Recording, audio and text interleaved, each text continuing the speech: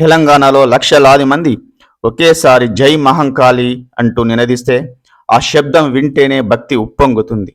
తలపై బోనం, ముందుగా పోతురాజు, డప్పుల మోత, రంగురంగుల చీరల్లో మహిళలు, చిన్నలు, పెద్దలు.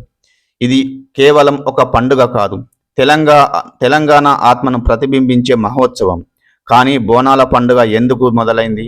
పోతరాజు ఎవరు? ఘటం ఏమిటి? ఈ వీడియోలో పూర్తి చరిత్రను తెలుసుకుందాం.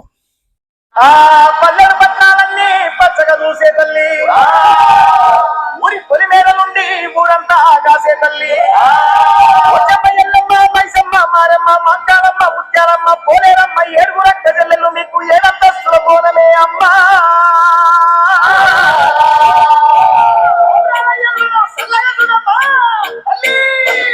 ముట్టు హైదరాబాదు నడ్డ నడుమ చార్మినారు, ముట్టు హైదరాబాదు నడ్డ నడుమ చార్మినారు, చార్మినారు పొంగి కింద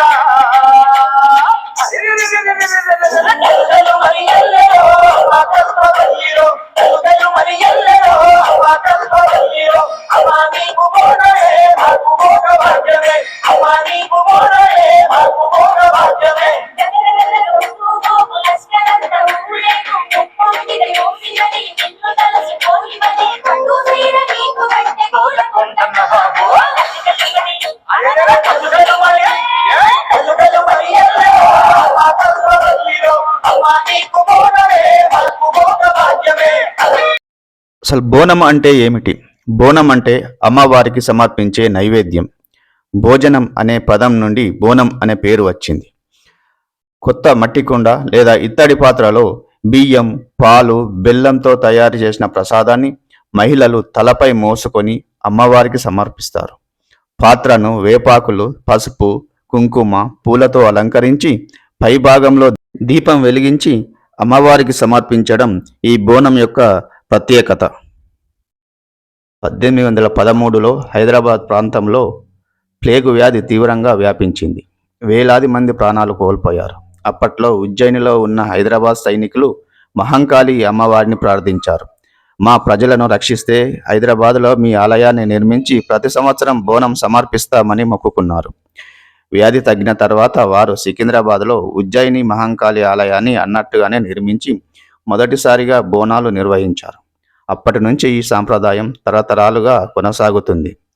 అయితే పురావస్తు పరిశోధనలు ఈ సాంప్రదాయం ఇంకా పురాతనమై ఉండవచ్చని సూచిస్తున్నాయి. 1516 నాటి శాసనాల్లో కూడా ఇలాంటి ఆచారాలు ప్రస్తావనకు వచ్చాయి.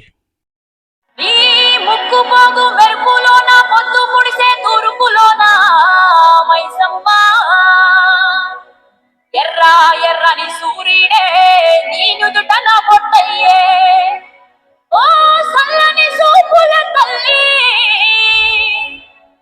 మాయమ్మ.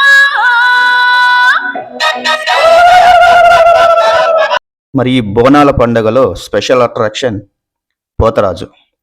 మరి పోతరాజు అంటే ఎవరు? ఆయన చరిత్ర ఏంది? బోనాలంటే ముందుగా గుర్తొచ్చేది పోతరాజే. పోతరాజు అంటే అమ్మవారి సోదరుడిగా భావిస్తారు. పోతరాజు శరీరమంతా పసుపు పూసుకొని, నుదుటిపై కుంకుమ పెట్టుకొని, నడుము చుట్టూ ఎర్రటి వస్త్రం కట్టుకొని డప్పుల శబ్దానికి ఉత్సాహంగా నృత్యం చేస్తాడు. చెడు శక్తులను దూరం చేసి ఊరిని రక్షించే దైవ ప్రతినిధిగా భక్తులు ఆయనను గౌరవిస్తారు. బోనాలలో ఇంకో అసలైన ఘట్టం రంగం. రంగం అనేది అమ్మవారి ఆవాహన జరిగినట్టు విశ్వసించే సంప్రదాయం. ఒక మహిళ అమ్మవారి ఆశీస్సులతో భవిష్యత్తు గురించి భక్తులకు సందేశాలు చెబుతుంది. నమ్మకంతో చేస్తే ఏదైనా సాధ్యమే కదా. అందుకే అమ్మవారి మీద నమ్మకంతో ఆ మహిళ చెప్పే సందేశాలను భక్తులు శ్రద్ధగా వింటారు. అలాగే ఘటం అంటే అమ్మవారికి ప్రతీకగా అలంకరించిన ఒక రాగి పాత్ర. దీన్ని పూజారి ఊరేగింపుగా తీసుకువెళ్తారు. చివరగా దీనిని నదిలో కానీ చెరువులో కానీ నిమజ్జనం చేస్తారు. అలాగే రంగురంగుల కాగితాలతో చేసిన ప్రత్యేక నిర్మాణాలను భక్తులు మొక్కులు తీర్చుకున్న తర్వాత అమ్మవారికి సమర్పిస్తారు. వాటిని తొట్టెలు అంటారు. హైదరాబాద్లో బోనాలు 4 వారాల పాటు జరుగుతాయి. మొదటి వారం గోల్కొండ జగదాంబ మహంకాళి ఆలయంలో ప్రారంభమవుతాయి. రెండో ఆదివారం సికింద్రాబాద్ ఉజ్జయిని మహంకాళి ఆలయంలో అత్యంత వైభవంగా జరుగుతాయి.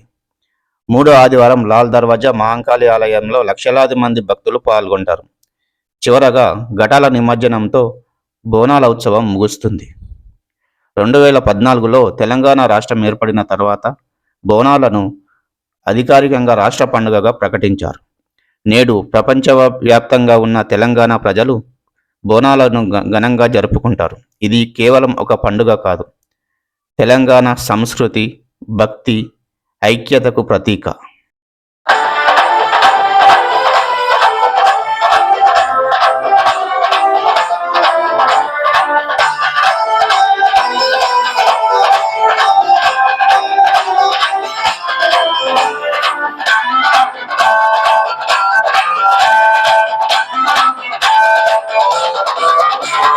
తెలంగాణ బోనాలొచ్చే పుత్తడి వెలుగులు పొడమికి వచ్చే మస్తుగా జాతర చేస్తామమ్మో పోచమ్మ సల్లని సూపుల సక్కని తల్లివే మైసమ్మ లక్కోగాళ్లకు రుద్రకాళివే ఎల్లమ్మ లాల్ దర్వాజ్ మహాకాళివే తెలంగాణ బోనాలొచ్చే పుత్తడి వెలుగులు పొడమికి వచ్చే మస్తుగా జాతర చేస్తామమ్మో పోచమ్మ సల్లని సూపుల సక్కని తల్లివే మైసమ్మ లక్కోగాళ్లకు రుద్రకాళివే ఎల్లమ్మ లాల్ దర్వాజ్ మహాకాళివే.